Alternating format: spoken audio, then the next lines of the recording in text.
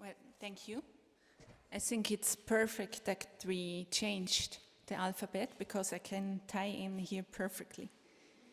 So, the concept of topography is many-layered and formative. Think of children playing in the sand pit, or the country's topography, which I, as a Swiss, cannot speak about it without some pride. Or arrival at Stuttgart, where various topographical and historical layers have first to be passed. The starting point of my contribution here, however, is the experience of topography as resistance or even an inconvenience, as a willing or obstinate co-designer, as an exciting but not always easily accessible history of nature, landscape and society. I would like to start with a few observations right here, just a few steps away from the place where we are meeting actually. We see topographic layers, a pavement, a curbstone, a slightly lowered roadway. The pavement is narrow, the patchwork of asphalt and square cement blocks shows how history is deposited almost imperceptibly in fine layers. As a boundary, the curbstone milled and cut from granite. A difference in height of just a handbreadth, an edge, a mark, a sign of rationalism. The curbstone is a statement that cannot be underestimated in terms of its functional importance. The roadway is rolled asphalt, invented just in time for the breakthrough of the automobile, or was it the other way around? In any case, an ambiguous manifesto for dynamism, speed and progress. At the time of my survey, nothing is moving, so the traffic is at a standstill in the streets of the Weissenhof. Emerging from the joints are individual grasses and stalks, fragile pioneers that have come to overgrowth and break up the order. The street space in Weissenhof follows the contour lines. At the side, low walls and fences mark the next topographical layer at the transition up to the Killesberg, and the high edge forms an edge at the bottom. The building sites seem to have few historical traces. The huge sandstone breaches to either side of the Kochenhof remained in the background, and all that remains of the farm, Weissenhof, is the name. The idea of the topography of modernity could be represented here as a veritable model. The building followed the movement of the slope in sweeping picturesque curves, giving it a slight terraced appearance.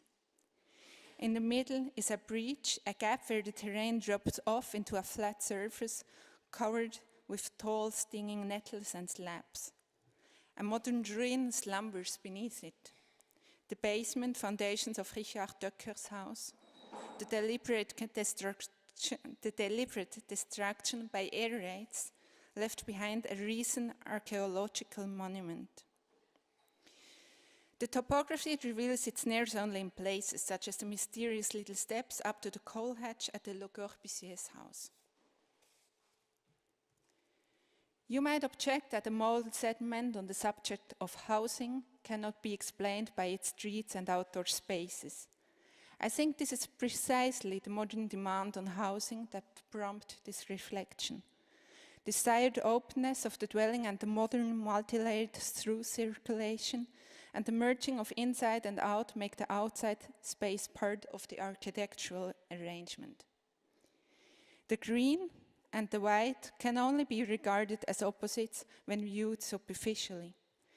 The green and the white are involved in close dialogue and are even dependent on each other. The formation of the space included embankments and excavations, as well as stairways, terraces, and roof landscapes. It was walkable and physically practicable. In this fusion, green achieves the same timeless validity as white. It also becomes an unchanging still image. Unless the concept of landscape, another wonderfully complex concept, the concept of topography explicitly includes human intervention. The ambiguity of the concept is indicative, ranging from the place I describe to the place I write. The description of the place followed its mandatory functional principles: sans, shading, view, gradient. The aim was to insert the build as well as possible, or even to derive the form directly from the surrounding nature. The development, on the other hand, was based on the inner principles. Modern construction methods allowed a return to the primary forms and new open order in the structural elements. The straight line, as horizontal as vertical, the right angle, the circle.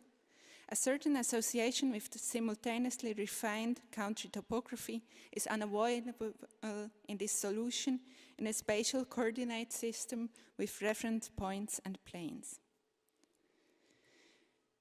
The horizontal breathtaking, for its large spans, was contrasted with the vertical elements: pilotis, stairs, well, and again, trees, pines as individual trees, groups, growing to groves and small woods. Interestingly, the demand for openness in the dwellings and the extensive disappearance of the wall went hand in hand with the tendency to raise the building higher and higher off the ground. The physical penetration of the house into the ground was minimized to the point of lifting it to float above the site and the damp and potentially contaminating soil.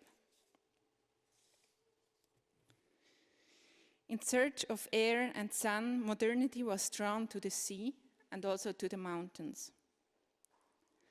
Modernity was concerned about health, and modernity cultivated leisure time, the physical experience of the topography with bracingless ascents and sweeping descents.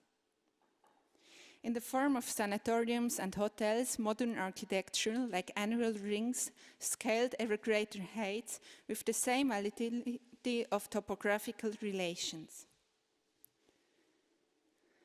The world of the mountains is characterized by layers of perspectives and topographical references, like the horizontal mirror surface on the mountain lake, or, in its absence, the chic swimming pool like here in Adelboden.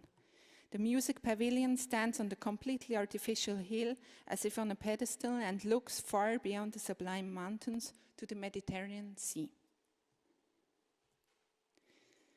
Well, before I hand over to the next concept, a short video sequence by our friend Ronny Hachlitz from a common project on site in my hometown, where the former gas